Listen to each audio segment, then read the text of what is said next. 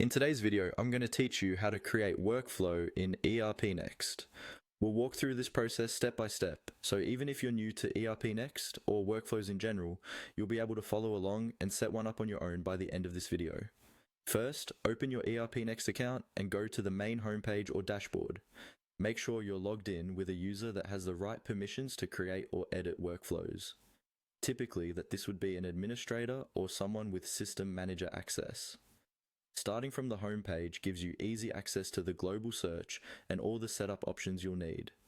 Next, use the search bar in ERPNext and type in workflow. ERPNext search is very powerful and will quickly filter the results as you type.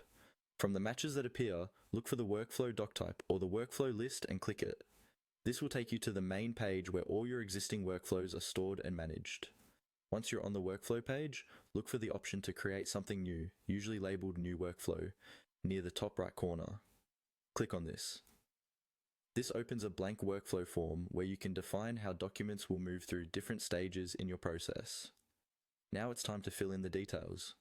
Start by giving your workflow a clear, descriptive name so that you and your team can recognize its purpose at a glance, such as Sales Order Approval Workflow or Purchase Invoice Review. Then choose the document type you want this workflow to apply to, for example, sales order, purchase order, or any other doc type you use.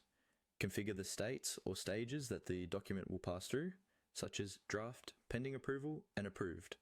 For each state, you can set who can see it and what actions are allowed. Then define the transitions.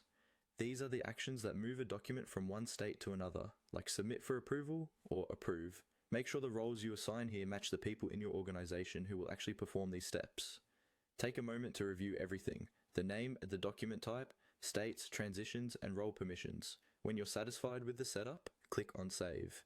ERPNext will store your workflow, and from this point on, any new documents of that type will follow the workflow rules you just created.